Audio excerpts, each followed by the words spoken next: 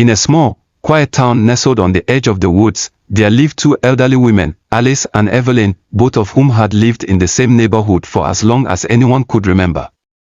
The town had little more than a handful of families, the occasional tourist, and the stories that clung to the corners of the streets like morning fog. But nothing was more prominent than the rivalry between Alice and Evelyn. Alice was a widow, a reclusive woman who had lived alone for nearly 30 years. Her house was a crumbling Victorian with a garden that seemed to wilt with every season, mirroring her own solitude.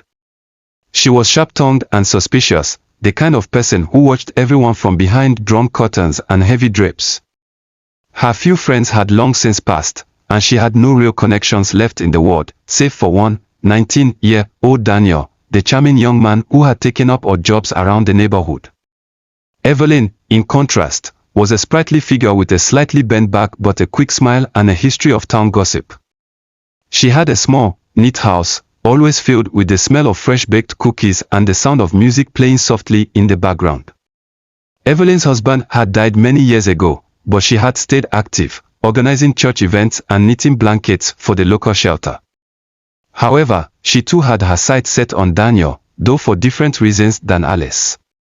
She had always believed that young people needed a guiding hand, and she had taken a particular interest in Daniel, convinced that he was a soul in need of saving from the temptations of the modern world.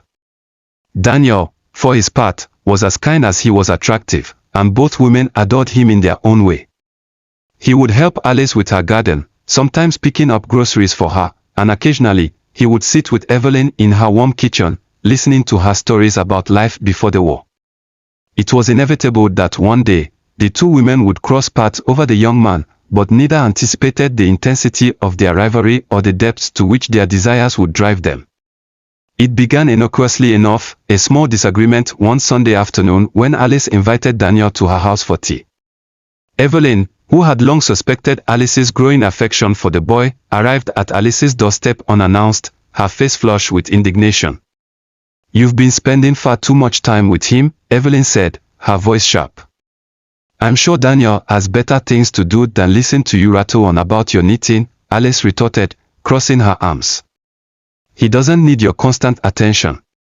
You think you can just monopolize his time. He's a good boy, and I won't stand by while you manipulate him." "Manipulate him?"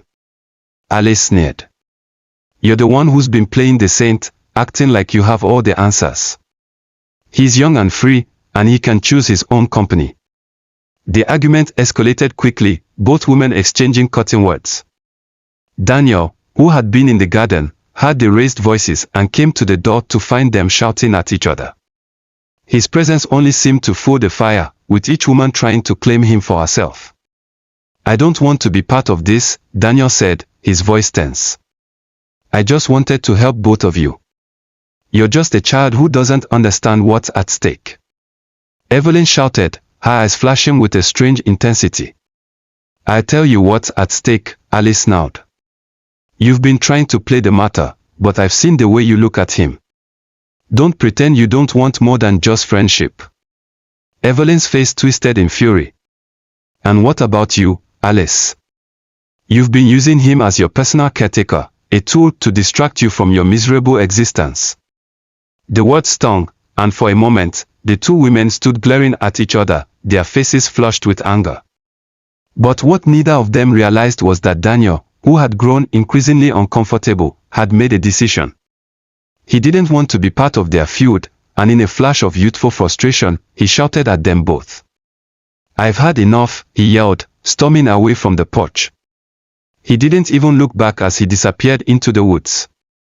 Alice and Evelyn, now left alone in the silence of the yard, both stood motionless, their breaths heavy with resentment.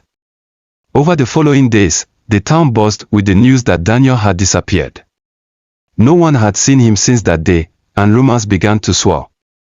Alice insisted that Evelyn had somehow driven him off, while Evelyn believed that Alice's possessiveness had frightened the boy away. Both women were frantic, though neither would admit it openly. Days turned into weeks, and the search for Daniel intensified. The police combed the woods, questioned neighbors, and searched every inch of the town, but there was no sign of him. Then, one afternoon, Alice received a letter. It was handwritten, the ink smudged in places, and it was from Daniel. The letter spoke of his decision to leave town, to find work elsewhere and make a new life for himself. There were no details, no explanations, just a cryptic promise that he would be all right. But Alice wasn't convinced. She believed Daniel hadn't left of his own volition. She thought someone had driven him away, and that someone was Evelyn. That night, Alice went to Evelyn's house. Her mind was clouded with rage, her thoughts consumed by the idea that Evelyn had somehow taken Daniel from her. The thought of the boy, so full of potential and life, slipping away into Evelyn's world, twisted her insides. Evelyn opened the door with a puzzled look, but as soon as she saw Alice standing there, her eyes hardened. "I know what you did," Alice hissed, her voice low and venomous. "You made him leave." "You're out of your mind, Alice," Evelyn replied, stepping back. "He left on his own. I had nothing to do with it." The tension between them was palpable, thick and suffocating. Neither of them was willing to back down. The argument started quietly, but soon escalated into something darker. Alice, with her frail hands trembling with fury, grabbed the nearest object, the heavy silver candlestick, and slammed it against Evelyn's skull. Evelyn crumpled to the ground, blood oozing from the wound. Alice, breathing heavily, stood over her, her eyes wide with realization.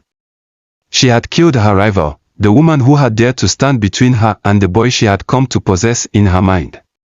For a long time, Alice stood in the silence of the room, listening to Evelyn's labored breath slow to a stop. The weight of her actions settled upon her like a heavy blanket, but there was no turning back now. The next morning, the town was shaken when Evelyn was found dead in her home. The cause of death was obvious, blunt force trauma to the head. But no one suspected Alice, not at first. She was too old, too frail, and everyone believed she had been too devastated by Daniel's disappearance to be capable of such violence. It wasn't until the following week, when Alice was found by the sheriff, sitting in her own house, muttering to herself about Daniel and the fight she had with Evelyn, that the truth began to unravel. The police had discovered the letter Alice had received from Daniel, and the pieces fell into place. Alice was arrested, but her mind was already slipping away, consumed by the memory of the young man who had been the object of their obsession.